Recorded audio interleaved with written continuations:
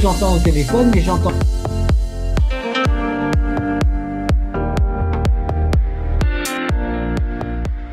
Je crois que la réindustrialisation se porte sur des industries futures et actuelles, beaucoup plus que sur une hypothétique relocalisation d'industries qui ont été délocalisées depuis longtemps. Les délocalisations, elles sont à mon avis assez marginalement réversibles parce qu'elles dépendent d'un écosystème. Et si je prends l'exemple de la Chine, dont on parle souvent, elle est incontournable dans de nombreuses industries parce que quand il s'agit d'industries à faible valeur ajoutée et à forte intensité de main-d'œuvre, il n'y a pas de possibilité de faire revenir ces industries en France, ou même de manière plus générale dans les pays développés. L'écart de coût est trop important. Et puis parce qu'il y a beaucoup de choses qui ont été délocalisées pour servir les marchés émergents. Et donc ça n'a pas vocation non plus à être localisé. Donc je crois que le sujet, c'est de réindustrialiser en implantant, en ayant un nouvel effort industriel. Il y a une possibilité de réindustrialiser et d'investir dans de nouvelles industries, mais il ne faut pas rêver, on ne va pas faire revenir des industries qui sont parties depuis longtemps. La transition énergétique et la transition digitale, elles requièrent des investissements massifs de modernisation de nos outils et de nos procédés industriels. Alors évidemment, ces investissements, c'est les sources de croissance, mais à condition que l'arbitrage entre la modernisation de l'outil français et la création ex nihilo de nouvelles capacités à l'étranger soit favorable. Et donc, ça pose tout le problème de la compétitivité. Donc, le plan de relance, de ce point de vue-là, qui consacre des montants importants à l'industrie française est important. Et la baisse des impôts de production est un pas dans la bonne direction. C'est aussi à cause de ça que moi je soutiens très fortement les mécanismes d'inclusion du carbone aux frontières, auxquels aujourd'hui réfléchit la Commission européenne, parce que sinon on va aggraver les choses. Mais la transition énergétique, ça peut être des investissements importants qu'il faut faire pour moderniser notre industrie ici, et c'est faisable. C'est pareil dans le digital qui permet en plus la personnalisation. Et ça, je pense que c'est important puisqu'on peut avoir une personnalisation à un coût pas très supérieur à la production de masse. Et quand on personnalise, on est plus près du client. Et tout ça, ça rejoint le troisième point qui est celui de la volonté accrue des consommateurs d'avoir accès à une production locale.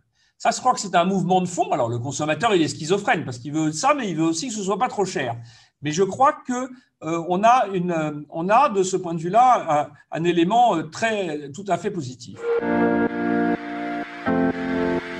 Le premier point sur Saint-Gobain, c'est que l'énorme majorité de nos activités sont faites de produits avec des produits qui voyagent peu.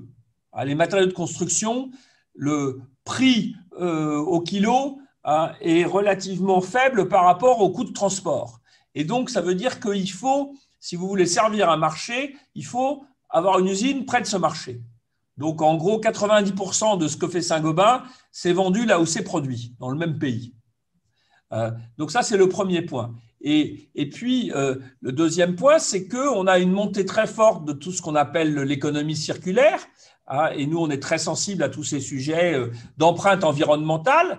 Et donc, ça favorise la création de valeur locale.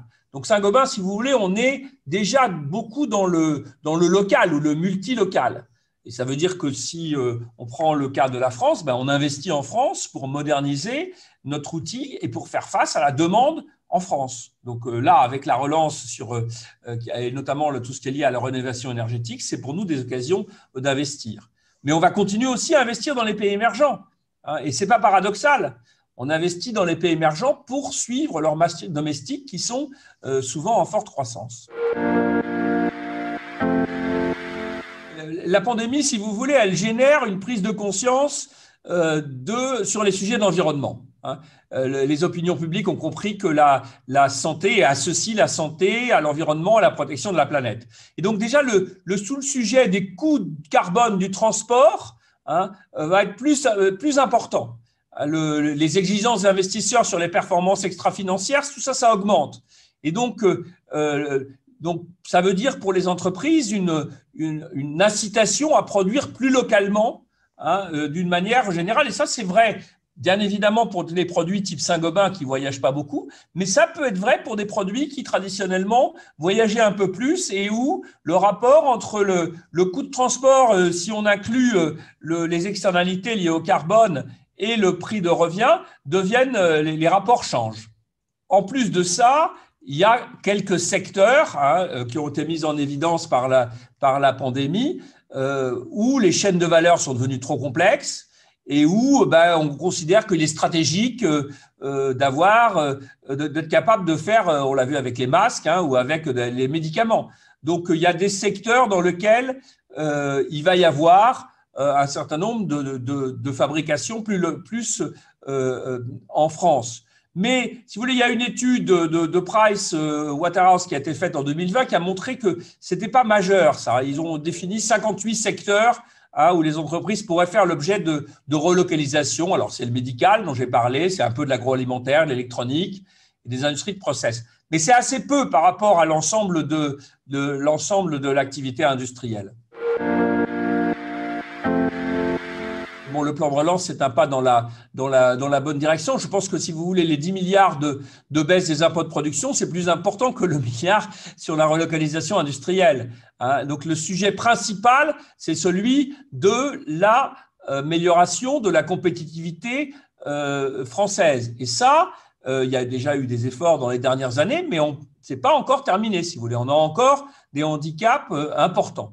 Voilà. Alors après, si vous voulez, les efforts qui sont faits dans le domaine de la formation pour financer l'innovation et en gros pour améliorer les écosystèmes, tout ça, ça va aussi dans la bonne direction.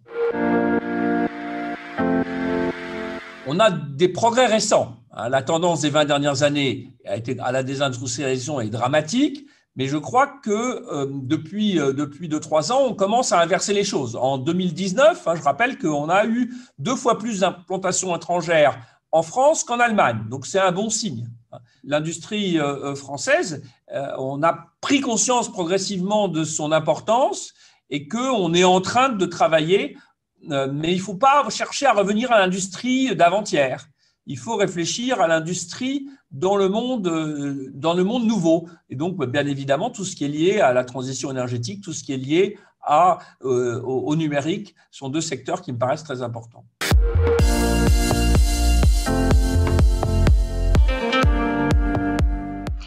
Bonjour à tous et merci à Pierre-André de Chalandard, PDG de Saint-Gobain pour cette entrée en matière.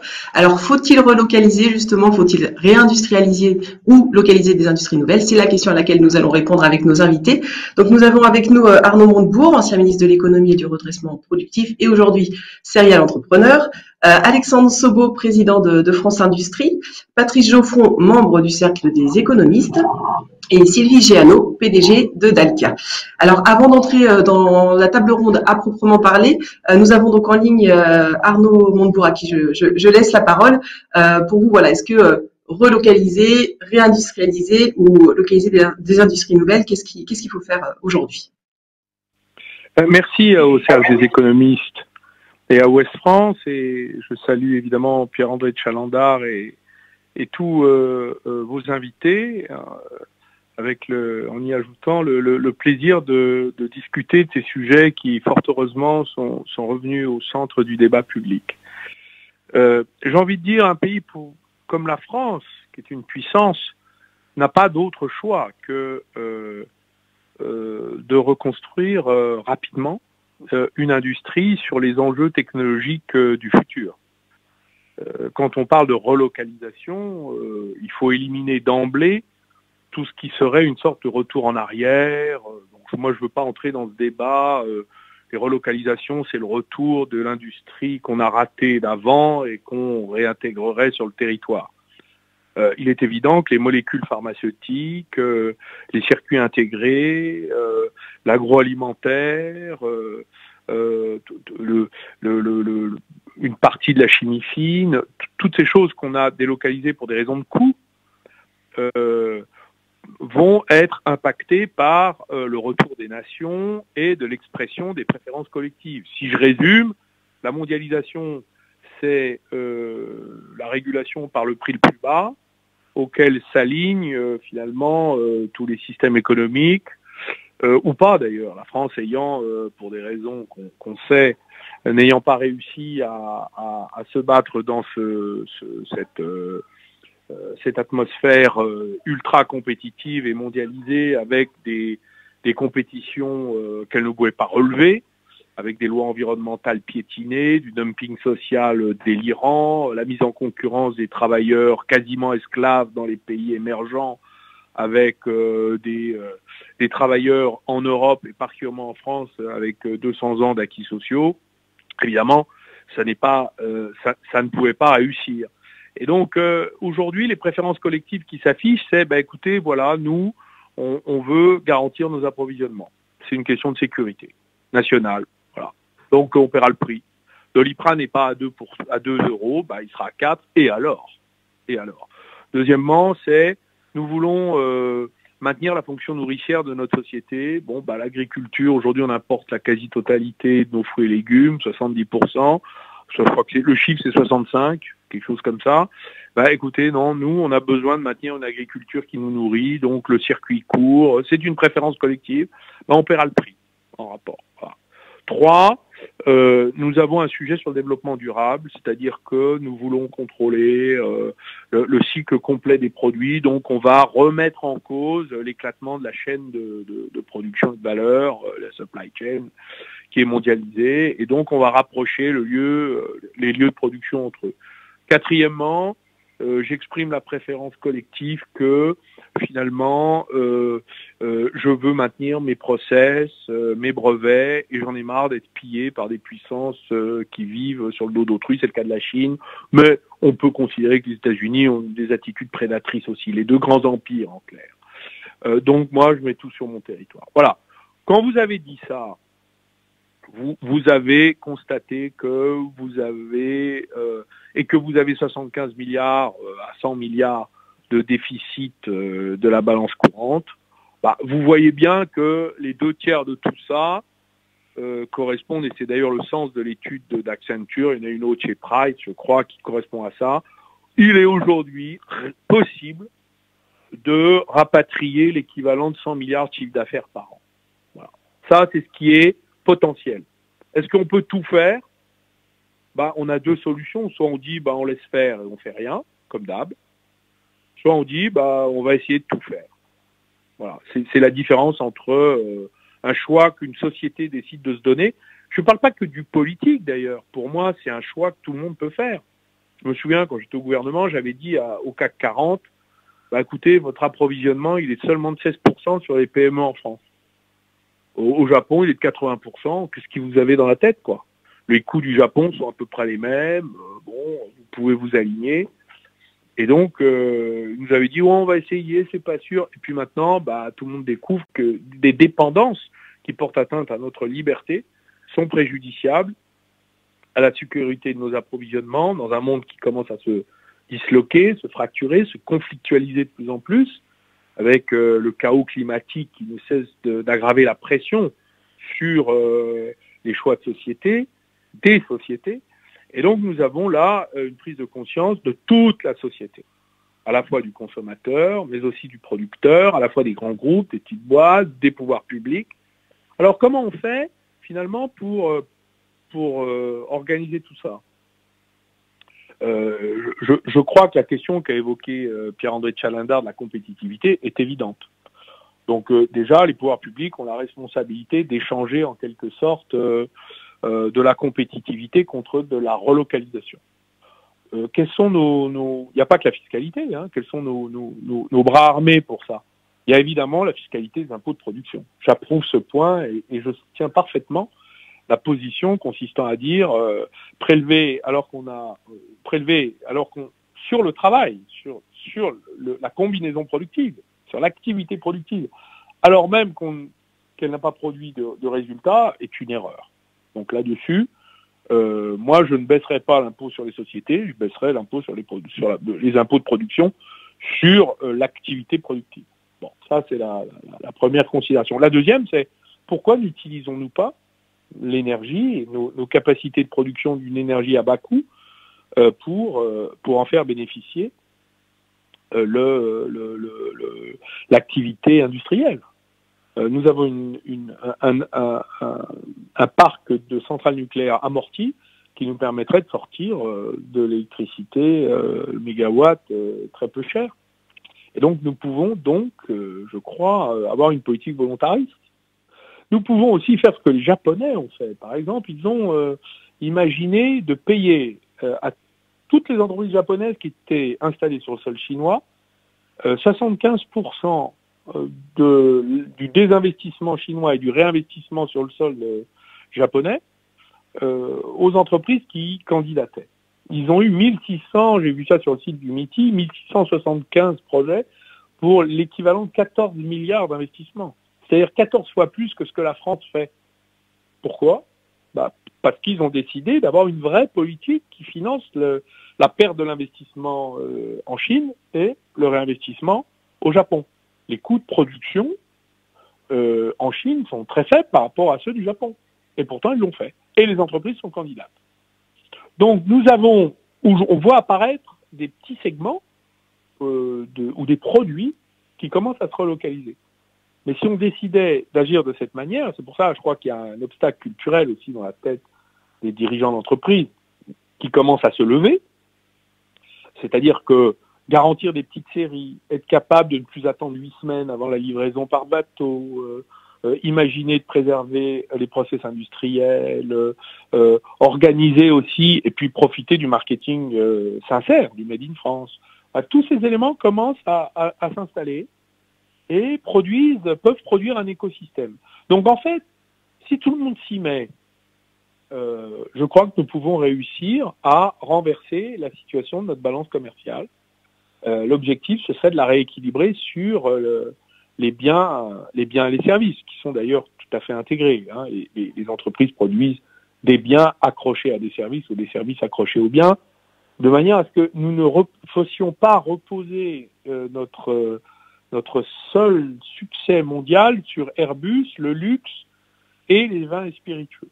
Nous méritons mieux que cela en France. Donc ça suppose une mobilisation nationale qui n'existe pas aujourd'hui. Le plan de relance, pour moi, n'est pas suffisant. Je dirais même qu'il n'est pas la bonne méthode, puisque l'État procède toujours de la même manière. Appel d'offres, appel à projet, appel à ceci. C'est en fait des gens à Bercy qui sont derrière un guichet et qui attendent qu'on réponde à leurs critères. Donc, multi-critères, multidécisionnel, c'est la garantie que ce plan de relance n'est pas une relance, mais finalement un plan d'investissement de long terme. Bon, ce n'est pas ce dont nous avons besoin. Donc, pour moi, il faut casser tout ça. Désobéir à la Commission européenne sur la question énergétique, parce que d'abord, il faut reprendre le contrôle souverain de notre outil de production énergétique, que la Commission est en train de privatiser ou de démanteler. Choisir nous-mêmes nos tarifs, c'est-à-dire refuser tout le droit européen de la régulation du prix énergétique.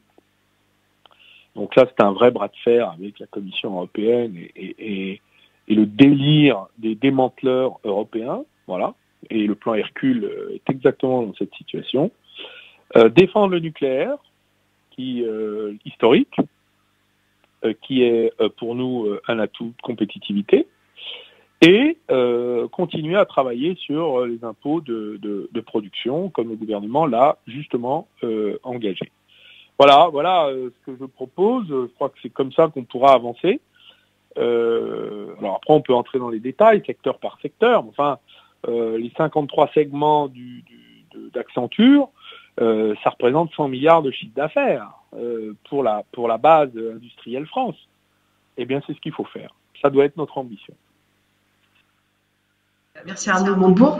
Alexandre Sobo, pour vous, parler de relocalisation, est-ce que c'est se tromper de combat, finalement ? C'est très réducteur, en fait. Le sujet, c'est d'inverser la courbe de la désindustrialisation de notre pays qui est à l'œuvre depuis près de 30 ans.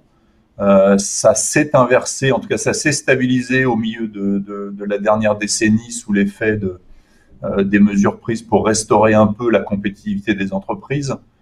Donc on voit bien qu'on a stabilisé les choses, mais le sujet c'est qui va venir en fait. Alors il peut y avoir certains sujets qui sont partis, des points critiques dans des chaînes de valeur ou des sujets de souveraineté. Mais le principal enjeu, c'est de faire venir les activités de demain. Il ne s'agit pas tant de faire revenir les usines qui sont parties que d'attirer sur notre sol des activités industrielles qui vont répondre aux besoins de demain. On a parlé de transition écologique, on a parlé de numérique, mais en fait, quand on gratte, toutes ces révolutions, elles sont partout dans l'industrie. Toutes nos PME industrielles sont impactées par la gestion des données, par les travaux sur la maintenance prédictive. Donc, on voit bien que cette révolution industrielle qui est à l'œuvre, elle va nous donner une formidable opportunité de faire venir en France des activités qui sont à créer. Et c'est ça, sans doute, le principal levier. Et donc, vraiment, l'enjeu, c'est pas relocaliser, c'est localiser. Comment on fait en sorte qu'il y ait beaucoup d'activités nouvelles qui s'implantent en France? C'est ça l'enjeu. On a réussi, donc comme vous dites, on a réussi à un petit peu arrêter l'hémorragie. Mais où en est le tissu industriel aujourd'hui? Est-ce qu'on a atteint un point de non-retour? Ou est-ce que, comme le disait Arnaud Montebourg, si tout le monde s'y met, c'est possible, on peut y arriver? Ah ben, c'est possible, et je le dis pas seulement parce que je suis président de France Industrie. Je pense qu'il y a dans ce pays, et cette crise l'a montré, une imagination, une capacité de rebond, plein de pépites un peu partout qui sont capables de se mobiliser dans des périodes compliquées. Maintenant, il faut un vrai environnement, il faut une vraie volonté politique. L'industrie manufacturière toute seule est maintenant à peine au-dessus de 10% du PIB. Quand on rajoute l'énergie, on est à 13%. C'est moitié moins qu'il y a 40 ans. Et on se rapproche du moment où, si on continue à descendre, il n'y aura plus de rebond possible parce qu'on n'existera plus dans le paysage. Donc, j'allais dire, cette crise a montré notre dépendance, et dans un monde ouvert, et je pense que même si on voit des tentatives protectionnistes, le monde reste ouvert. Le sujet, c'est pas de tout faire, mais c'est d'en faire assez pour peser dans le concert des nations. C'est avoir suffisamment de points forts pour que dans les équilibres et tout ce qui se construit, on fasse partie du paysage. Et là, il est incontestable qu'on est à un point proche de la limite basse, et que tout ce qui doit être fait dans les prochaines années autour de la compétitivité, autour de la relocalisation, autour des nouveaux métiers industriels, doivent contribuer à ce que la courbe s'inverse et à ce que la légère remontée qu'on a observée en 2017, 18, 19 reprenne le plus vite possible. C'est clairement ça le sujet. Alors finalement, justement, en mettant mieux en lumière nos difficultés sur les chaînes d'approvisionnement, en replaçant au cœur du débat la question de la souveraineté, la crise pour vous, elle peut être une opportunité? Quand on vit des crises, je pense que dire que c'est une opportunité pour tous les industriels qui ont souffert depuis le début de cette crise, c'est difficile de le formuler comme ça, mais en tout cas, ça permet une prise de conscience. Ça permet une prise de conscience de nos faiblesses et donc de la nécessité de faire quelque chose. Ça permet à nos citoyens, tous nos concitoyens et tous nos hommes politiques de se rendre compte qu'un pays avec une industrie faible, c'est un pays fragile, c'est un pays dépendant, c'est un pays qui n'est pas sûr de pouvoir répondre aux attentes de ses concitoyens et aux enjeux d'une crise comme celle-là. Donc, il faut en faire une opportunité dans la volonté, dans la capacité, dans les outils qu'on mettra en œuvre pour réindustrialiser le pays. Donc, c'est pas une opportunité parce que pour tous nos entrepreneurs qui souffrent, dire que cette période est une opportunité, c'est une insulte, et je pense qu'on se serait tous bien passés de cette crise sanitaire. Mais puisqu'elle a mis en lumière un certain nombre de nos faiblesses et de nos fragilités, il faut qu'on travaille, comme l'a très bien dit Pierre-André de Chalendar, il faut qu'on travaille tous ensemble pour reconstruire, pour bâtir l'industrie de demain. Et toutes les révolutions à l'œuvre sont une formidable opportunité. Quand les cartes sont rebattues à ce point, c'est aussi dans ces périodes qu'il est plus facile de rebondir, de se saisir de sujets nouveaux. Dans les périodes de très grande stabilité et où tout est un petit peu comme hier, c'est beaucoup plus difficile de rebattre les cartes. Donc, la prise de conscience générée par cette crise sur plein de sujets, il y a des gens qui se sont aperçus que pour quelques centimes ou quelques dizaines de centimes, ils achetaient une pièce loin, et quand une crise comme ça arrive, ils se rendent compte qu'il y a aussi des externalités, il y a des difficultés logistiques, et qu'à un moment donné, il faut se poser des questions dans leur intégralité. C'est tout le travail qu'on a fait avec les acheteurs et le Conseil national des achats pour voir comment on peut faire plus. Mais il n'y a pas que ça. Il y a toutes les entreprises déjà lauréates d'appel à projet du plan de relance. On voit bien qu'il y a eu une mobilisation et une envie de faire, et il faut bâtir sur cette envie de faire pour construire le rebond industriel de notre pays. Patrice Geoffron, sans vouloir être forcément pessimiste dans cette crise et puis même avant, est-ce qu'il y a des secteurs pour vous pour lesquels le combat finalement de la relocalisation en France est déjà perdu? Le combat n'est pas fait, on a évacué le terme, y compris à l'instant par Alexandre Sobo. Il me semble qu'il y a une unanimité depuis le début de la matinée qui est de dire que le problème, c'est de parvenir à être attractif dans des domaines d'activité qui vont présenter un intérêt économique à l'avenir et non pas de se tourner vers le passé et d'identifier ce qu'on pourrait relocaliser près de chez nous. Cela dit, on n'est pas à l'abri dans lequel nous nous trouvons de paradoxes. Thierry Breton, que j'ai écouté ce matin via ce canal, disait que nous rappelait que pour produire des batteries, il faut du lithium, que du lithium, on en a potentiellement beaucoup en Europe et qu'on pourrait être conduit à ouvrir des mines, alors que structurellement, depuis des décennies, ce qu'on fait en Europe, c'est de fermer des mines. Et donc la transition dans laquelle nous nous trouvons peut conduire à faire réapparaître des activités qu'on pensait derrière nous. Autre exemple plus anecdotique, mais que je me plais néanmoins à citer, je disais tout récemment que les cycles Mercier, alors pour ceux qui ont un peu d'histoire, notamment d'histoire du Tour de France, sont les cycles, le vélo de Raymond Poulidor, ont réinvesti sur un site de production en France, dans les Ardennes, avec 200 emplois à la clé. Et le point commun entre tous ces éléments, c'est qu'on se trouve à un carrefour, à un point du temps où finalement les Européens, les premiers et les seuls de manière crédible, se sont engagés à être la première zone du monde à émerger dans un modèle économique décarboné. On a été les premiers au 19e siècle à émerger via l'économie du charbon et on veut être les premiers à émerger dans une économie décarbonée avec un objectif d'être une zone à zéro émission nette de gaz à effet de serre en 2050. Donc en tant que tel, évidemment, c'est une rupture qui peut être un facteur d'activité. Il y a beaucoup de grands groupes de par le monde qui ont pris les mêmes types d'engagements. Les GAFA, par exemple, et même plus tôt, doivent délivrer des services qui sont des services totalement décarbonés. Donc peut-être vont-ils trouver en Europe des zones d'attractivité pour investir. Et puis, plus étonnamment peut-être, même des grands pétroliers, BP, Shell, Total, ont pris des engagements également de décarbonation. Donc il me semble que la question qui se pose à nous, c'est vont-ils trouver en Europe un espace privilégié d'investissement et d'alignement entre leur stratégie de décarbonation et celle en œuvre en Europe. Et il me semble qu'il y a également un autre élément de cette dynamique qui est de savoir finalement par rapport aux services et aux produits qui vont être développés dans ce cadre en Europe, quel type de modèle d'exportation on verra se mettre en œuvre. À l'heure actuelle, on parle beaucoup de la bataille des Suez. On perd de vue que ces deux grands groupes qui vont être clés dans la transition environnementale sont les deux premiers mondiaux de très très loin. Veolia est le premier, le troisième qui est un Américain a la moitié du chiffre d'affaires de Veolia et un tiers en moins du chiffre d'affaires de Suez. Donc la question est, à partir de ce modèle qui s'est développé en Europe, eh bien quelle potentialité de développement à l'international plus dynamique encore verra-t-on apparaître dans ce contexte? Vous avez cité, je reprends l'exemple que vous avez donné sur les cycles Mercier. Finalement, c'est un secteur pour lequel on se dit que là, pour le coup, on ne gagnera jamais sur le terrain du coût de la main-d'œuvre, de la compétitivité. Et pourtant, c'est possible de relocaliser ce type de savoir-faire.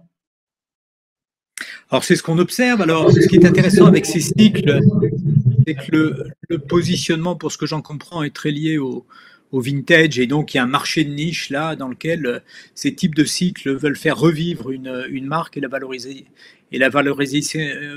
en France. Alors évidemment, tout ça n'a de sens que dans la mesure où tout ça s'inscrit dans des politiques publiques qui sont moins en tant que telles des politiques de relocalisation que des politiques d'infrastructure. Il y a dans le cadre du plan de relance, et c'était demandé d'ailleurs par la Convention citoyenne pour le climat, une partie sur les infrastructures de pistes cyclables. Et puis globalement, ce qu'on peut espérer, c'est que ce plan de relance, même si on peut le trouver toujours insuffisamment vert, il est assez différencié de ce qu'on avait observé en 2008, où finalement en 2008, sous le choc de la crise et sous sa violence, le court terme avait prévalu. Donc grosso modo, si on veut garder un objet à l'esprit, on avait fondé sur des ronds-points, j'exagère évidemment, alors que là, on a un équilibre qui me paraît plus intéressant. D'ailleurs, il y a des études internationales qui ont été faites sur le classement de ces plans de relance entre l'orientation vers le court terme et vers la nécessité de sauvegarder des industries, y compris des industries très carbonées, et puis des investissements de plus long terme. Et l'équilibre qui a été trouvé en France me semble en tout cas bien meilleur que celui qu'on peut observer avec le requin des 2000. Et au-delà de cet aspect vert, on va dire, du plan de relance, est-ce que vous trouvez que le plan de relance aujourd'hui va assez loin, ou est-ce qu'il va dans la bonne direction en tout cas? Alors, moi, il me semble que ce qui n'est pas suffisamment pris en compte, c'est le fait qu'on va devoir faire face à des contraintes qui sont à la fois des contraintes sur les capacités d'investissement public et privé. Et donc, à partir de là, on doit avoir on est mis sous la contrainte de faire d'une pierre trois coups avec chaque euro public investi. Je m'explique. Il faut que les investissements finalement dans lesquels, soutenus par la puissance publique, nous permettent de gagner en résilience, c'est le maître mot, c'est-à-dire de nous préparer aux chocs du futur. Et ces chocs du futur, on a vu, on est en train de comprendre qu'il y aurait une interdépendance, une interconnexion entre les questions sanitaires et les questions environnementales. On est au cœur de tout ça, donc je ne perdrai pas de temps à développer. Et il me semble que dans ce plan de relance, il faudrait être beaucoup plus exigeant sur ce que les économistes appellent les co-bénéfices. Je vais prendre un exemple. Les co-bénéfices, c'est par exemple le fait que si vous parvenez, via ce plan de relance, à dynamiser le fret ferroviaire, eh bien vous transférez des flux qui sont des flux par camion, qui utilisent schématiquement beaucoup de diesel, avec un effet sur la qualité de l'air. Et on est en train de comprendre que la qualité de l'air est particulièrement importante, puisque la crise sanitaire, il y a des études internationales qui tendent à montrer que son effet a été en quelque sorte dynamisé par les pollutions de l'air. Et si on parvient à intégrer dans le calcul des effets d'un plan de relance tous ces éléments, eh bien on arrive avec une métrique et une compréhension de ce qui est important qui est différent que si on prend uniquement en compte les effets en termes de valeur ajoutée, les effets en termes d'emploi. Évidemment, ces effets comptent, mais il faut aller gratter derrière et trouver ces co-bénéfices, et ces co-bénéfices essentiels. Simplement pour donner un ordre de grandeur, la détérioration de la qualité de l'air en France, qui à l'évidence n'est pas le pire pays d'Europe, c'est à peu près 2 points de PIB, 50 milliards d'euros chaque année. Donc c'est dans cette manne en quelque sorte qu'il faut aller puiser, et le plan de relance, me semble-t-il, doit aller dans cette direction. Vous l'avez un petit peu esquissé. Est-ce que cette reconquête peut se faire, est-ce que la France peut mener cette reconquête seule, ou est-ce que ça passe forcément par l'Europe?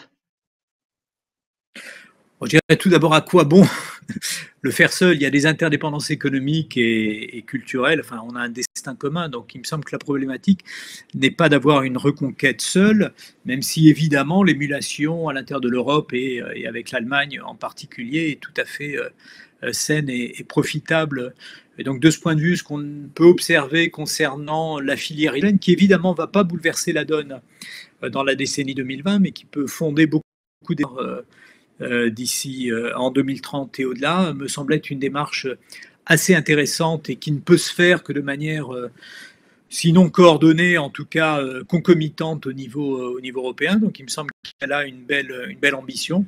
Et puis plus globalement, ce qui me semble important, et je reviens à ce que je disais sur les services aux collectivités, en fait, il me semble que l'Europe ne va pas se réindustrialiser, créer de la valeur ajoutée en produisant massivement sur son sol des panneaux photovoltaïques ou des batteries bien plus qu'ailleurs.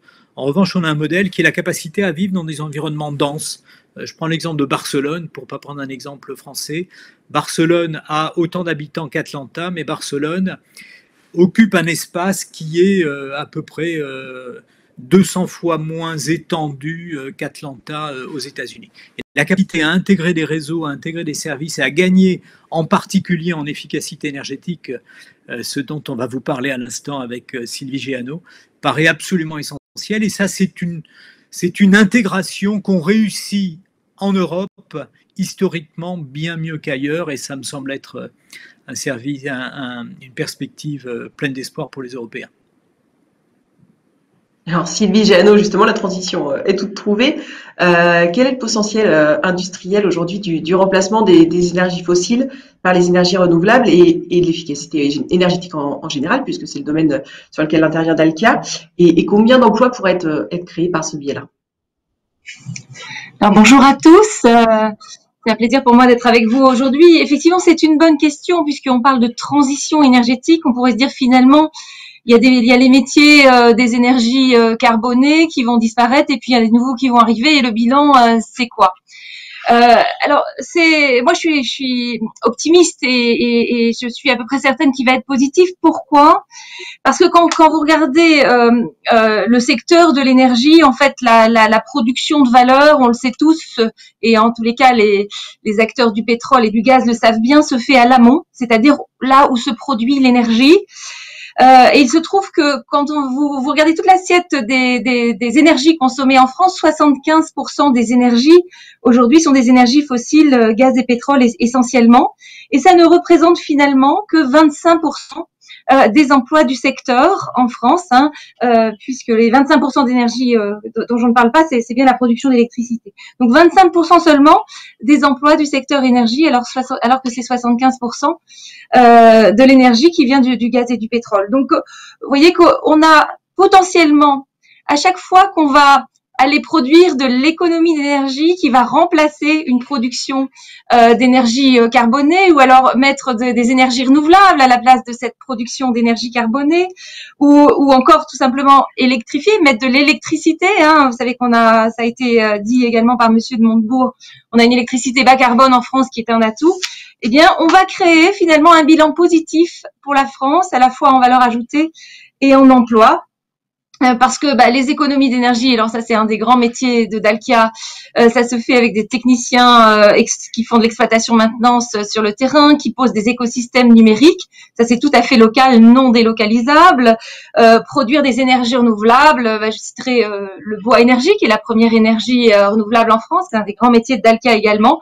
Eh bien ça se fait en local, en utilisant la forêt à moins de 100 km, donc vous voyez qu'on crée tout à fait des emplois en local. Alors peut-être quelques chiffres, parce que c'est bien la question que vous me posez. Que disent les prévisions? Alors, dans la PPE, on anticipe la création d'ici 2023 d'environ 240 000 emplois. D'ici 2028, 420 000 emplois. Et si on va encore plus loin sur cette trajectoire de neutralité carbone en 2050, on est sur un volume de 800 000 emplois qui va se partager à peu près 300 000 efficacité énergétique, 300 000 production d'énergie renouvelable, et également, on espère 200 000 emplois de l'industrie et du tertiaire qui vont se créer. Alors, si tant est, effectivement, je pense que la fiscalité carbone ou cette taxe carbone aux frontières émerge, qui sera facilitante pour la création de ces emplois sur le territoire. Et alors, donc dans ce schéma, il y a aussi un enjeu de filière, évidemment, parce que c'est vrai que même s'il y a des emplois qui sont créés en France pour l'entretien, pour les installations, etc. Finalement, les équipements, encore aujourd'hui, alors c'est peut-être moins vrai sur les pompes à chaleur, mais par exemple, si on pense au photovoltaïque, c'est quand même encore souvent fabriqué à l'étranger. Est-ce qu'aujourd'hui, c'est illusoire de considérer que peut-être il sera possible d'avoir une filière 100% française ou au moins 100% européenne? Alors, non, c'est pas illusoire. Effectivement, on a tous en tête, et ça a été cité là dans ce débat, le photovoltaïque. C'est vrai que les panneaux photovoltaïques dans le monde se construisent plutôt en Asie du Sud-Est et en Chine. Hein. L'AIE dit que le photovoltaïque dans le monde, c'est 3,4 millions d'emplois, dont 3 millions, 9 sur 10 en Asie du Sud-Est et en Chine. Donc, effectivement, ce sujet-là, je crois qu'il faut plus revenir dessus. Mais les filières, il y en a plein d'autres. Alors, il se trouve que je suis vice-présidente également du comité stratégique de filière nouveaux systèmes énergétiques, et on travaille évidemment sur ces nouvelles filières qui émergent. Hein. Il y a encore beaucoup de choses à construire. Je vous ai parlé du bois tout à l'heure, donc tout ce qui est production de la chaleur renouvelable, c'est un sujet important parce que la moitié des consommations d'énergie en France sont consacrées à produire de la chaleur, du chauffage, de l'eau chaude, de la vapeur industrielle. Eh bien, aller verdir cette chaleur, c'est un sujet de création d'emplois. Alors, vous avez cité les pompes à chaleur. Il y a une filière industrielle française, européenne sur les pompes à chaleur. On a cité le bois, les chaudières biomasse également. On utilise des matériels qui sont européens. On a également évidemment toute la filière des travaux. Évidemment, pour construire ces solutions, on est sur des emplois locaux. Également sur les sujets d'exploitation maintenant, ce sont des sujets locaux. Alors, quelles sont les thématiques qui nous animent au niveau du comité stratégique de filière exactement et de façon plus précise? Eh bien, on a les sujets un peu en émergence. On a la batterie, d'ailleurs, la construction de la batterie. Hein, l'Europe de la batterie a été citée tout à l'heure. Il y a également, on peut se réjouir, la question de l'hydrogène. Vous voyez qu'il y a une volonté très forte des pouvoirs publics, tant en France et en Europe. Et le plan de relance affiche une grosse ambition à 7 milliards d'euros sur l'hydrogène. Eh bien oui, on a envie de faire émerger les projets hydrogène sur une filière française et européenne. Je citerai également tout l'écosystème numérique. Il y a beaucoup de choses à faire dans cette transition numérique qui vont aller chercher des économies d'énergie, favoriser l'efficacité énergétique et tout ça, je crois qu'on peut se réjouir que le plan de relance tout de même accorde 30 milliards d'euros à la transition énergétique sur les 100 milliards. C'est tout à fait, je dirais que ça va inciter à la création de ces emplois dans des logiques réelles de filière. Alors l'autre enjeu pour vous, c'est aussi celui de l'empreinte carbone finalement de toute l'industrie, quel que soit le secteur. Finalement, réindustrialiser, est-ce que c'est pas aussi un bon moyen d'éviter de mettre la poussière, on va dire le carbone sous le tapis, en laissant les choses se produire à l'autre bout du monde?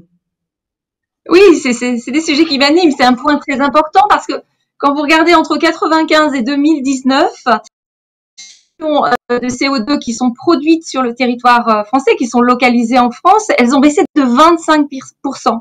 Mais en parallèle, quand on regarde les émissions de CO2 qui proviennent de nos importations, elles ont augmenté significativement de 72%. Et tout ça, finalement, ça fait une empreinte carbone de la France qui croît un petit peu de 7%, c'est-à-dire qu'on stabilise à peu près la production ou les émissions par habitant. Alors, voilà, c'est important de se dire ça. Hein. Et quand on regarde au niveau mondial, le commerce international, on dit que ça produit un quart des émissions de CO2 dans le monde. Donc voilà, ça se produit sous deux effets. Hein. On l'a également, Monsieur de Chalandard a évoqué. On a l'effet du transport. Hein, puisque quand on produit à un endroit qu'on consomme ailleurs, on utilise principalement des bateaux, des camions, donc des émissions de CO2 qui sont bien connues. Et puis, eh bien, on a un deuxième effet, c'est que quand on produit ailleurs, on ne bénéficie pas non plus d'un système énergétique qui est plutôt bas carbone en France, hein, en particulier grâce à l'électricité qui est peu carbonée. Donc voilà, c'est un sujet qui est intéressant à regarder parce que quand on va localiser, quand on va produire en France, eh bien, on va toucher à cette question de l'empreinte carbone. Et en plus, vous l'avez en tête, c'est qu'on a une politique en France de décarbonation de l'industrie. Là encore, c'est une thématique du plan de relance avec 1,2 milliard.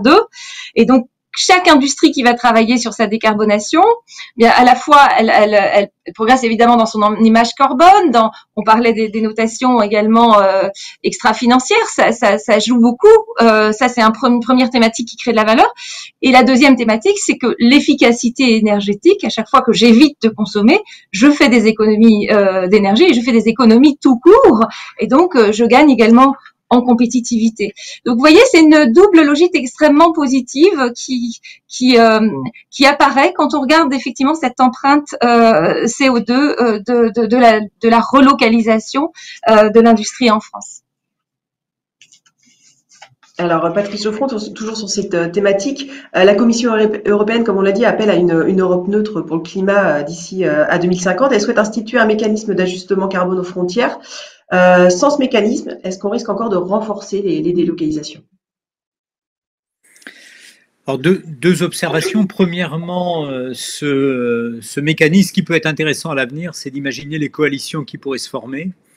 Et de ce point de vue, il me paraît très intéressant, en tout cas urgent, que puissent avancer des discussions avec les Américains revenus dans l'accord de Paris qui pourraient avoir des convergences d'intérêts avec les Européens dans ce domaine. Et finalement, si on parvenait à avoir une coalition de nations engagées et qui se posent dans les termes que vous venez d'évoquer, la question de l'ajustement aux frontières, et bien à ce moment-là, on a une menace qui est un peu moindre que celle qu'on peut craindre, en tout cas à court terme, au niveau européen. Ma deuxième observation, c'est que, et la deuxième est plus fondamentale que ce que je viens d'évoquer à l'instant, c'est que si on a durant cette décennie vers, encore une fois, l'émergence que j'appelais de mes voeux tout à l'heure, d'un modèle de création de richesse de moins en moins carbonée. À ce moment-là, l'équation habituelle qui est que ces contraintes conduisent à une évaporation et à la sortie des industries qui sont les plus carbonées peut s'inverser et on peut avoir des stratégies d'attractivité qui sont fondées sur le fait qu'on va parvenir à trouver en Europe non seulement le système électrique et le système énergétique de manière plus globale, également avec la production de chaleur qui sera le moins carboné du monde, mais également des chaînes logistiques. Je reviens sur ce que j'évoquais précédemment, par exemple, concernant le ferroviaire qui me paraît essentiel. Les grands groupes internationaux qui sont engagés dans cette démarche de neutralité carbone pourront trouver en Europe plus de garanties sur le fait d'avoir un bon alignement entre leur stratégie, leur vision à long terme et puis les actifs économiques qui sera possible de mobiliser sur place et notamment au niveau des infrastructures. Donc, voilà, alors ça ne nous garantit pas, évidemment, il faut être tout à fait vigilant contre un phénomène de délocalisation, mais il me semble que ce risque, il ne faut pas l'analyser comme on a pu le faire au début de la décennie précédente ou a fortiori plus en amont dans ce siècle. La donne est en train de changer et c'est de cette manière qu'il faut apprécier ce risque. Sylvia Géano, la question de la réindustrialisation, elle soulève aussi celle des savoir-faire, de la formation. Le risque, ce serait pour vous de ne pas tenir vos objectifs, notamment faute de personnel formé. Quelles solutions et qu'attendent les industriels à ce niveau-là? Oui, je communique beaucoup sur ce sujet parce que, juste quelques exemples, parce que je trouve que c'est quand même bien de mettre du concret. C'est quoi la transition énergétique locale pour décarboner l'industrie? Je vais vous citer un exemple qu'on fait sur Reims. OI Manufacturing, c'est une entreprise qui produit, c'est un verrier, hein, il produit 300 millions de bouteilles par an, excusez-moi, tout près du Champagne, hein, vous voyez, à Reims. On a fait, c'est une industrie qui consomme beaucoup, et on a fait dernièrement un projet avec eux pour récupérer toute la chaleur perdue. Et donc en faisant ça, on réussit à chauffer 13 000 logements, hein, dans le quartier Saint-Rémy à Reims. Et ça, c'est de la chaleur totalement made in France. Mais vous voyez bien qu'il y a des expertises, des métiers, des techniciens qui sont autour de ce projet qui sont juste essentiels pour la réussite de ce genre de projet.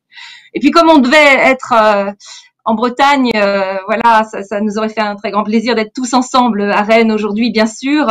Je citais aussi un exemple, deux exemples même en Bretagne que j'ai en tête, dans le domaine du froid, hein. Maître Jacques, c'est une entreprise rennaise qui fait de la boucherie, qui fait des produits élaborés de boucherie.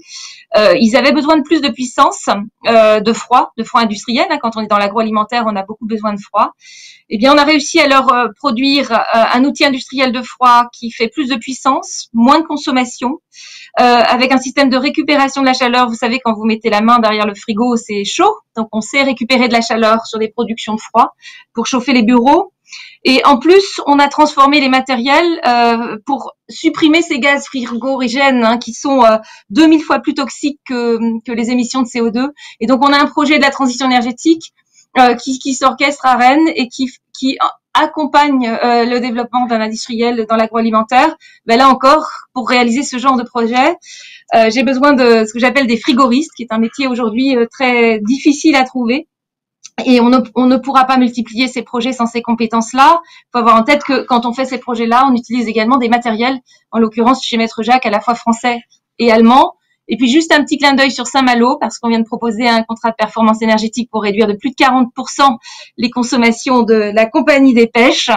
Et là encore, c'est un projet qui va se faire avec un taux de retour sur investissement en moins de 5 ans. Donc ça aussi, c'est des projets qui vont nécessiter des techniciens d'exploitation, maintenance, des systèmes numériques de pilotage et qui va permettre justement de réduire ces consommations d'énergie et qui sont tout à fait locales. Alors si ces métiers-là, qui sont ceux des frigoristes, ceux du génie électrique, ceux du génie climatique, on n'arrive pas à les trouver, on va effectivement plutôt créer des emplois vacants que de réussir la transition énergétique. Alors moi, je crois beaucoup au fait qu'on va y arriver. Il y a évidemment des plans d'action qui sont très structurés. On citait tout à l'heure les travaux de la filière, hein, du comité de filière. On a des enjeux, alors d'abord de diagnostic, hein, de combien d'emplois exactement on a besoin, sur quel type de métier. Donc ça, c'est un des premiers sujets sur lesquels on travaille. On a besoin de communiquer énormément sur ces métiers, parce qu'il y a un paradoxe incroyable qui est que tous les jeunes veulent que la transition énergétique se réalise, veulent donner du sens à leur métier, et en même temps, ils ne s'orientent pas vers ces métiers-là qui sont peu connus. Peut-être que les métiers industriels expriment de façon un peu malheureuse, peut-être l'industrie exprime un peu de pollution, etc. Il faut qu'on démontre que c'est pas le cas, que ce sont des métiers qui au contraire vont valoriser des systèmes qui sont vertueux énergétiquement et qui vont aller vers de la décarbonation. Donc ça, beaucoup de communication. J'aime beaucoup le projet de l'usine extraordinaire, vous savez, qui est posté par la French Tech, la BPI France, qui valorise ces métiers techniques. Et puis enfin, évidemment, toute l'offre de formation avec j'ai un rôle ici des territoires, de lien entre les entreprises et l'offre de formation, toute la logique d'apprentissage également derrière. Alors il y a des aides aujourd'hui qui permettent d'embaucher des jeunes, d'aller vers l'apprentissage. On peut se réjouir que d'ailleurs l'année dernière, le nombre d'apprentis n'a pas baissé.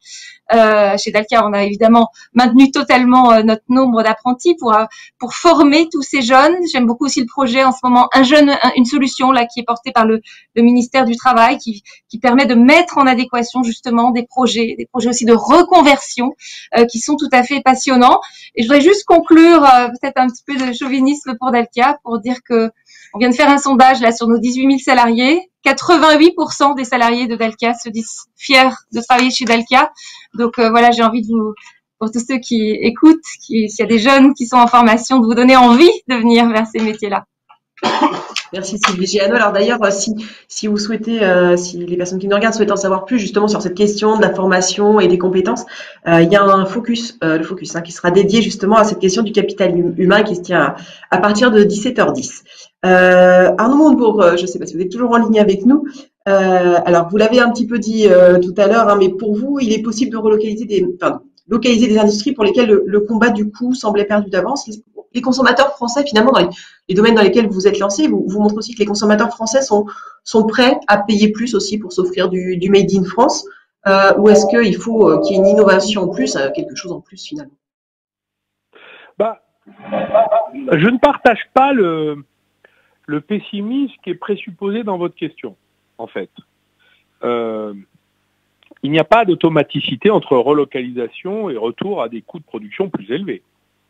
Il y a beaucoup d'exemples qui montrent que il y a des fermetures d'usines en Chine de 300 personnes qui donnent lieu à réimplantation sur le sol national avec des lignes de production robotisées qui emploient 20 personnes. Pourtant, les salaires à Shanghai sont, on n'est plus très loin bientôt du SMIC. On doit être à $1 100, je crois, quelque chose comme ça. C'est un peu moins dans la Chine intérieure, évidemment, mais on voit bien que la compétitivité, l'écart de compétitivité, non seulement se réduit avec la base industrielle chinoise, j'entends, je parle pas des seules commodités, mais aussi des produits un peu plus technologiques où il y a des besoins de qualification et d'interface homme-machine.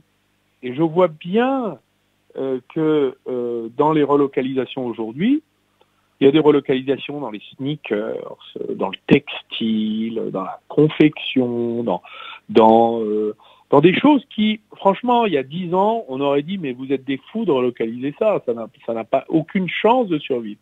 Et on a des coûts de production qui sont pas alignés, mais qui sont parfaitement compétitifs au vu de la qualité obtenue sur les produits. Et donc c'est là la question en fait. Les chefs d'entreprise, et j'en suis maintenant, cherchent finalement un produit made in France de meilleure qualité, qui est enraciné dans un univers référentiel, géographique et historique, des savoir-faire, des compétences nationales, qui parle aussi à ce consommateur qui veut réduire l'empreinte carbone de ses achats, parce que le circuit court est toujours meilleur.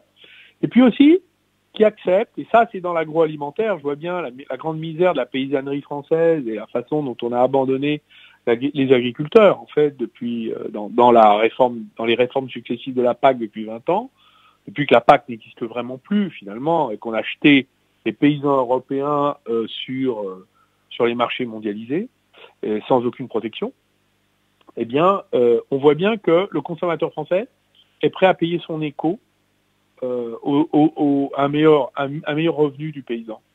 Moi, je le constate. On a lancé Bleu Blanc Ruche en achetant volontairement à nos 45 apiculteurs sur tout le territoire national des miels, certes très qualitatifs, jamais mélangés, toujours tracés, franchement des miels extraordinaires, d'après ce que disent nos internautes et nos consommateurs, nos clients. Mais ce qui est intéressant, c'est qu'on le paye entre 5 et 15% plus cher que le prix de marché. Et les consommateurs y suivent, ils disent, bah oui, on est prêt pour ça. On a fait de la glace à partir de lait bio dans les fermes. On a installé des laboratoires dans les cours de ferme chez des éleveurs laitiers bio.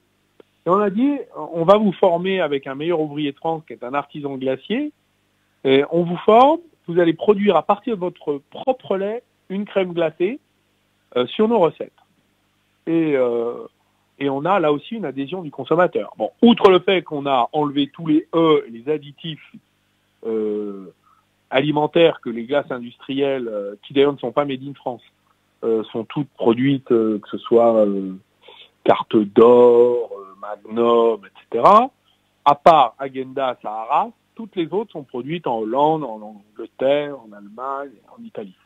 Et donc, il n'y a aucune glace industrielle made in France. Et il y a des molécules chimiques en permanence dans ces produits alimentaires. On a enlevé ça en une position très radicale. Donc, évidemment, les coûts de production ne peuvent qu'augmenter. Donc, c'est un produit 100% bio. Bien, les consommateurs y suivent et on a la meilleure note sur Yuka. Donc, si vous voulez le nom de notre glace, elle s'appelle La Mémère. Voilà. C'est un petit hommage au nom d'une vache que j'ai connue dans mon enfance dans le Morvan. Voilà. Donc, on voit bien que les stratégies de différenciation de circuits courts rencontrent le soutien du public dès lors que la qualité est là. Mais on voit bien aussi que par une autre combinaison capital-travail, en clair robotique, numérique et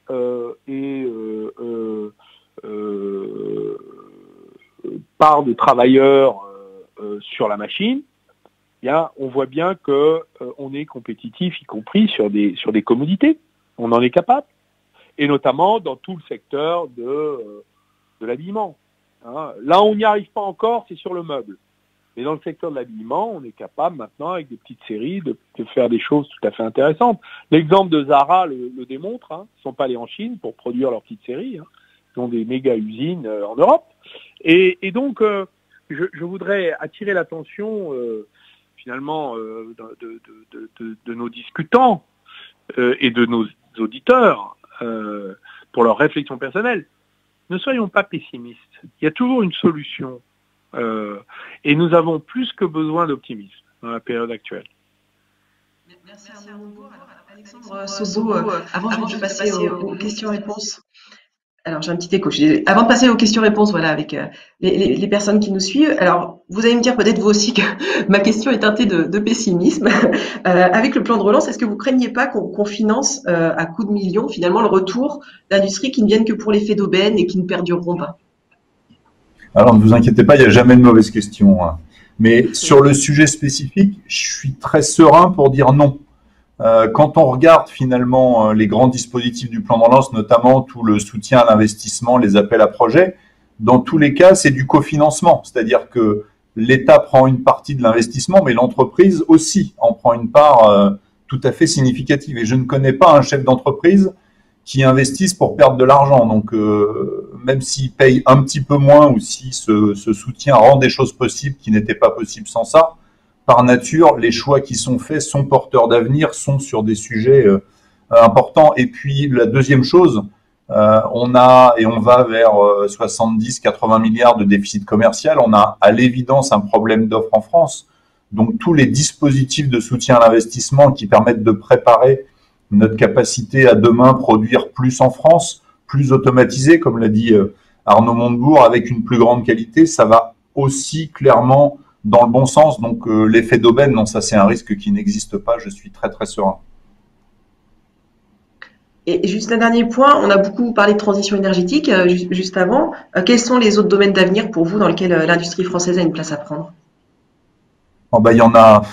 Il y en a trop pour tous les citer, donc je vais me faire tirer les oreilles, mais par tous ceux que je ne citerai pas, mais on peut parler de la bioproduction de médicaments, on peut parler de tout le développement de la gestion des données qui sont au cœur du travail de tous nos industriels sur le développement de la maintenance prédictive. On peut aussi parler de tout le travail qui est fait par l'industrie textile, justement, dans une logique de réduire l'empreinte carbone de plus petites séries pour rapprocher des consommateurs et pour revenir au plus près de la France et de l'Europe. Donc on voit bien qu'il y a plein de sujets où c'est possible. Il y a toutes les nouvelles techniques de production et puis on en a largement parlé. Il y a la transition écologique et la transition numérique. Après, ça a été aussi évoqué, mais il faut le redire, le sujet de la compétitivité reste central. C'est parce qu'on s'en est pas occupé pendant 30 ans que l'industrie française a décliné. Et au-delà des secteurs, la capacité à être compétitif, à accompagner l'industrie dans cette transformation, finalement, quand on regarde beaucoup de sujets, on sait faire. La question, c'est à quel prix. Et comme ça a été évoqué, dans certains secteurs, on arrive à frapper le consommateur, mais pas dans tous. Et donc, l'enjeu de la compétitivité restera, au-delà des secteurs, complètement central si on veut réussir la réindustrialisation dans tous les domaines où c'est possible. Alors, merci. Je vous propose qu'on passe justement aux questions-réponses avec le public. Alors, on en a reçu quelques-unes et finalement, Alexandre Sobo, je vais vous laisser peut-être la parole juste avant qu'on passe aux questions en ligne. Vous l'évoquiez, une des questions, c'est est-ce qu'on n'essaie pas de se battre face à une réalité économique implacable, justement, malgré tous nos efforts, produire dans les pays émergents sera toujours plus intéressant pour les entreprises compte tenu du coût local du travail et revenir en arrière sur le libre-échange. Ah non, je pense qu'il y a des choses qui sont... il faut que chacun ait son domaine de force. La difficulté et la faiblesse de la France sur ce qui s'est passé pendant 30 ans, c'est que finalement, on a renoncé à nos domaines de force. On l'a évoqué avec le coût de l'énergie. On a laissé partir un certain nombre de choses. On ne s'est pas positionné sur qu'est-ce qu'on veut faire demain. Et quand on voit des lignes de production automatisées, je visitais il y a quelques années une usine de roulement à billes qui est filiale d'un groupe étranger et qui est devenu pour ce groupe le centre d'excellence et de productivité parce que les ingénieurs là-bas avec les ouvriers ont travaillé sur la meilleure façon d'organiser des lignes automatisées. Donc, ils ont changé les méthodes, mais ils ont su trouver des réponses pour être aujourd'hui les meilleurs dans le monde. Donc, on peut faire plein de choses en France. Je pense qu'il ne faut pas être décliniste, il ne faut pas penser que ce n'est pas possible. Il faut dresser un constat lucide de ce qui a été à l'origine du déclin ces dernières années, s'appuyer sur le génie français, une prise de conscience et une volonté politique pour que la réindustrialisation du pays reprenne sa marche en avant. Et j'ai aucun doute sur le fait que c'est possible. Alors, si on peut passer aux questions en direct. Oui, alors on a une première question de Monsieur Thibaut Riflard. Oui. Bonjour à tous. Bonjour. D'abord, j'espère que vous m'entendez bien. Très bien, ça fonctionne bien. D'accord. Alors, pour me présenter en quelques lignes, je m'appelle Thibaut Riflard, j'ai 18 ans et je suis en première année de classe préparatoire D1 en droit économie et en double licence AES droit à l'université Paris 1 Panthéon-Sorbonne.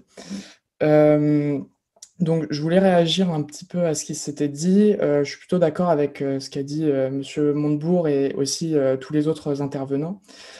Cependant, j'aimerais faire aussi du coup un constat et même poser des questions. Donc, en fait, au niveau de la Chine, déjà, on se rend compte que elle a une souveraineté grandissante, toujours plus grande, qu'on a désindustrialisé en masse au profit de la Chine. Comme on le sait tous, la Chine, c'est pas non plus le pays qui respecte le plus les droits humains. Elle est souvent pointée du doigt pour les Ouïghours, Hong Kong et d'autres questions, hein, il y en a plein d'autres. Et du coup, sa souveraineté pose de nombreuses questions. Le souci que j'aimerais dire, du coup, c'est actuellement, on a de nombreuses entreprises qui ont décidé de désindustrialiser, aller en Chine. On avait par exemple récemment aussi eu un problème avec Danone qui s'était fait voler ses technologies, enfin du moins il y a eu des soupçons de vol de technologies par l'entreprise Waha, qui a d'ailleurs fait un procès. Danone a fait un procès contre Waha et a perdu son procès parce que c'était en Chine et du coup voilà, ils ont perdu leur procès. Mais du coup, Votre question, juste pour que très, très clairement, la question que vous souhaitez poser précisément, c'est laquelle? La question, c'est, on a beaucoup de choses qui montrent que qu'il y a une désindustrialisation. Et la question, c'est pourquoi l'Europe ainsi que la France, alors qu'on a des moyens aujourd'hui de lutter contre ce phénomène, on pourrait très bien renforcer nos réglementations. Pourquoi on ne semble pas encore prendre ce problème véritablement au sérieux, alors que ça pose un vrai problème à la fois maintenant et même sur le long terme. Là, on voit avec les questions qui se posent sur la 5G avec Huawei, et énormément d'autres problèmes. Je ne vais pas tous les citer, ça va être très long. Et donc, c'est ça ma question, c'est on pourrait mettre un régime plus strict au niveau économique en Europe et ainsi protéger davantage nos entreprises. Et même au-delà de ça, il y a aussi un autre problème, c'est l'entrepreneuriat en France, inciter davantage à entreprendre finalement, au-delà d'industrialiser.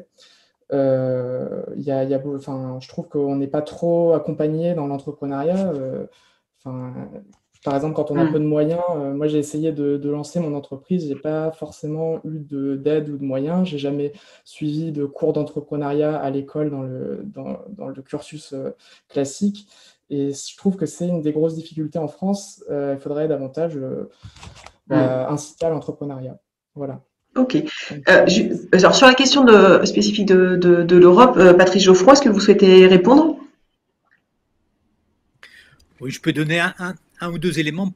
Premièrement, pour confirmer qu'évidemment cette question se pose, et cette question, elle se pose plus encore à l'issue de cette crise qui a montré des formes de dépendance, qui a fait monter évidemment la problématique de la souveraineté, la problématique de la résilience.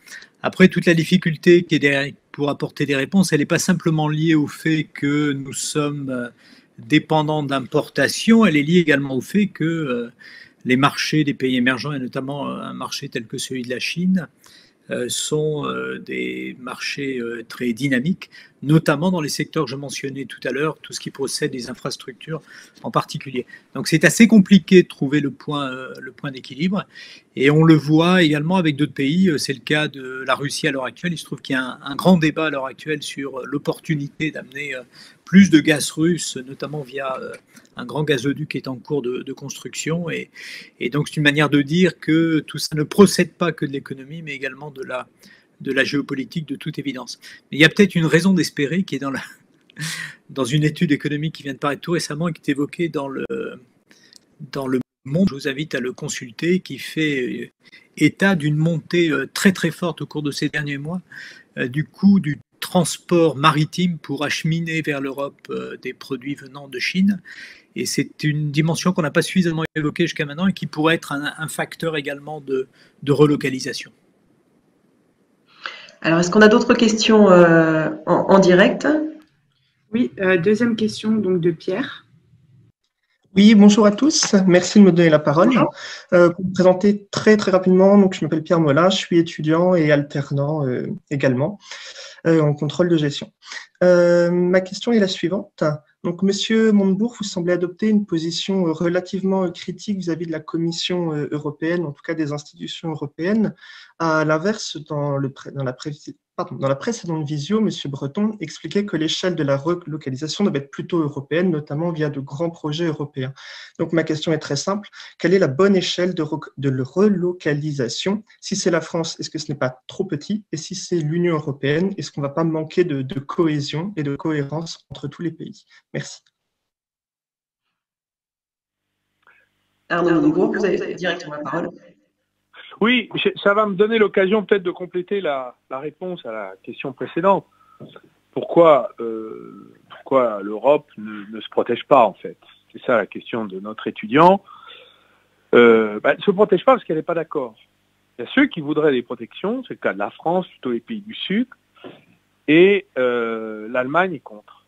Voilà. Parce que l'Allemagne, elle a un excédent commercial démentiel, d'ailleurs aussi excessif, si j'ose dire, que celui de la Chine.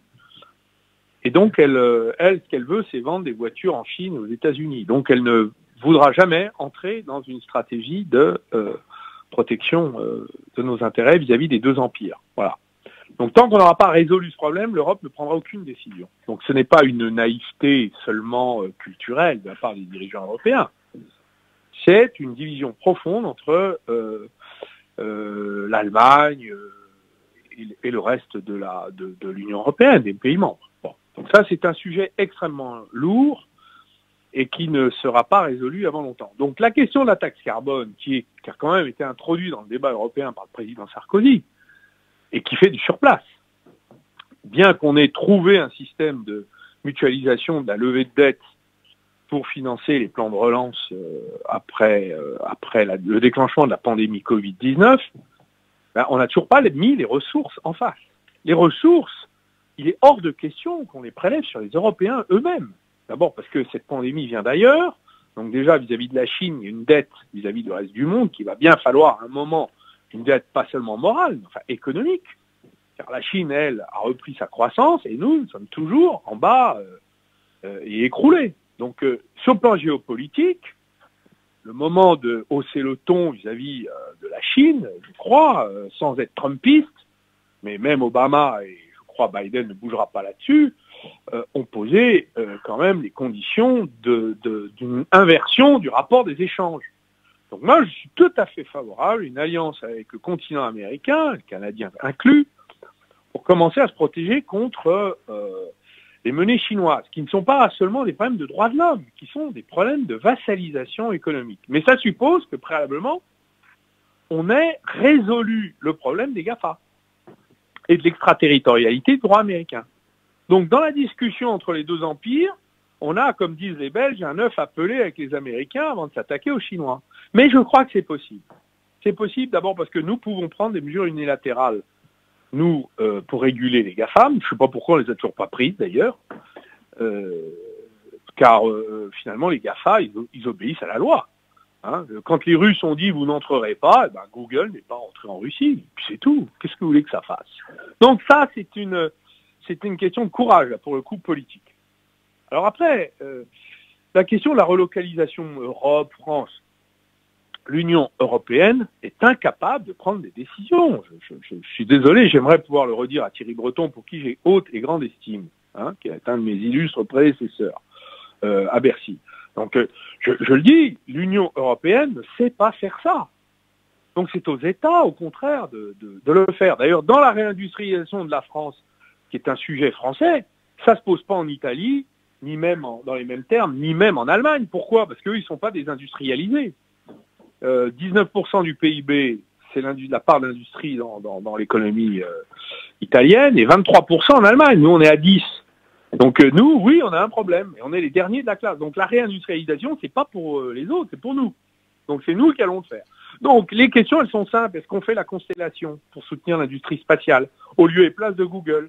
Est-ce qu'on fait les taxis drones, nouvelle génération, dans l'aéronautique?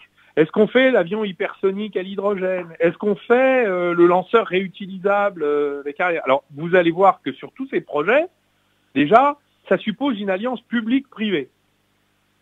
L'État ne sait pas faire seul, les entreprises ne peuvent pas faire seul.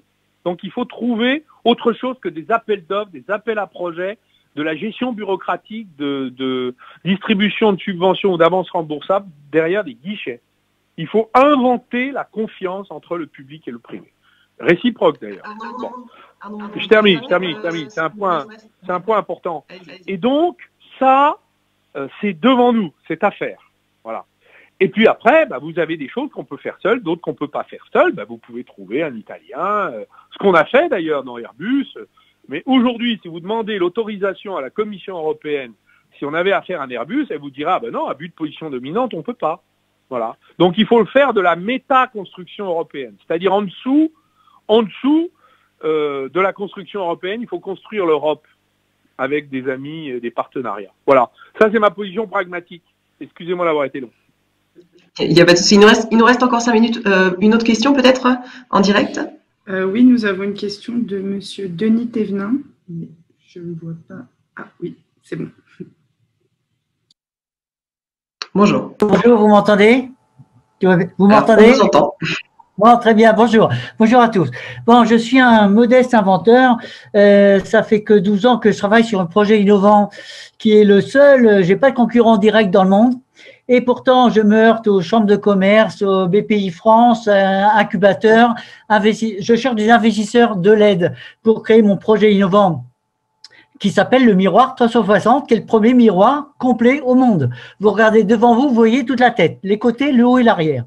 Alors, je suis un petit inventeur, j'ai fait des études de commerce quand j'étais jeune, mais aujourd'hui, en réseaux sociaux, je suis pas très bon, j'ai besoin d'un peu d'aide. Eh bien, j'ai beau me battre entre les chambres de commerce, BPI France, incubateurs, je fais du surplace, je n'avance pas assez.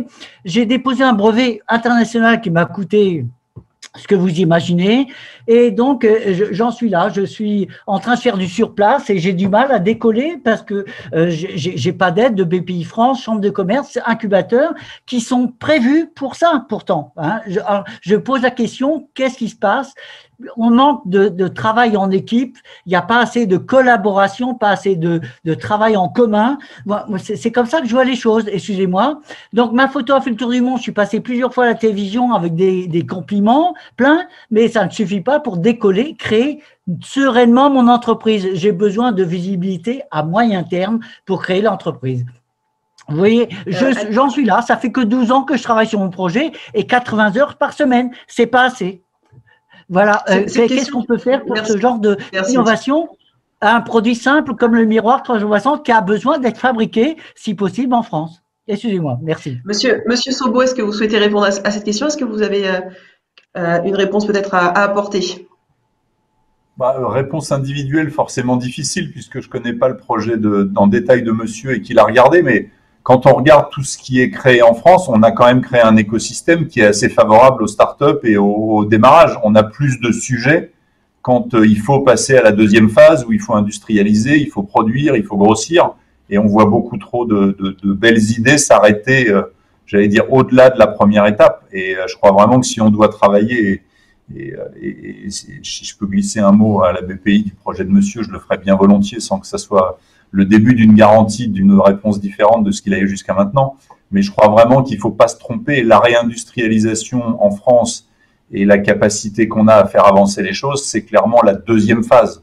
Sur la phase d'amorçage avec le CIR, avec le soutien, avec tous les dispositifs, les guichets régionaux et tout ce qui est ouvert, il y a quand même beaucoup d'opportunités pour les gens qui veulent faire avancer les choses. En revanche, on doit absolument travailler la partie scale-up, comme disent les experts dans ce domaine, et la façon dont toutes ces belles idées qu'on a réussi à faire démarrer se traduiront par de la production et beaucoup d'emplois en France. Moi, j'ai vu trop de beaux projets partir au moment où ils allaient prendre une belle dimension.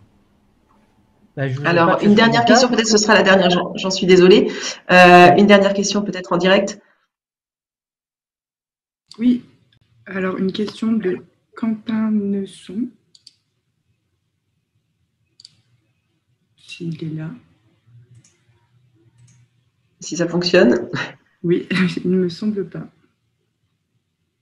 Alors, est-ce qu'on avait une autre question? Sinon, j'en ai encore une autre supplémentaire. Oui, une autre question de Monsieur Frelon.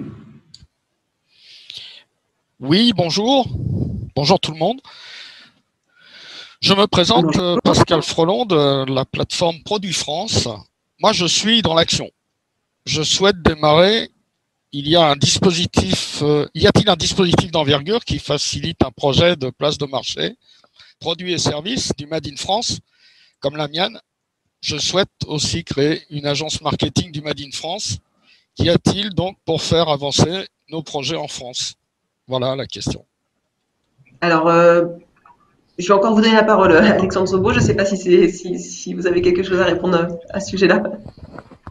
Non, mais pas des choses très différentes de ce que je viens de dire. Je crois qu'il y a un certain nombre de guichets, il y a un accompagnement autour effectivement des guichets BPI, des guichets des conseils régionaux, de toutes les fédérations professionnelles suivant les sujets et les projets.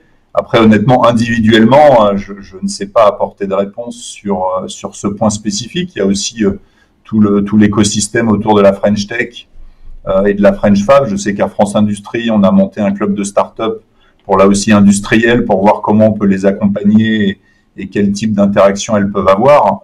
Ensuite, individuellement, projet par projet, Comme je l'ai dit, moi, si je reçois des projets ou des sujets, je peux évidemment rapidement les regarder et donner un conseil sur le meilleur guichet ou la meilleure façon d'avancer. Mais après, il appartient à chacun de porter son projet et aux décideurs qui accompagnent au niveau de l'État, de BPI et des territoires de sélectionner ceux qu'ils veulent, peuvent soutenir. Et c'est évidemment pas la vocation de France Industrie de se substituer à ce travail de terrain. On a suffisamment protesté contre le côté étatique et respecter la liberté des investisseurs, la liberté des acteurs pour que le maximum de choses puissent voir le jour, pour se substituer à tout cet écosystème en tant qu'organisation. Ça, on restera très prudent par rapport à ça. Très bien, merci beaucoup. Nous allons devoir conclure. Merci à tous d'avoir participé à cette table ronde. Donc, comme vous savez, il y a d'autres échanges prévus tout au fil de la journée. Je pense que sur ce focus, on aura bien compris le mot d'ordre, ça va être l'optimisme. Et puis également, voilà, on compte également sur l'Europe. Voilà, donc n'hésitez pas à suivre l'ensemble des débats tout au fil de la journée. Merci à tous et merci beaucoup de nous avoir suivis.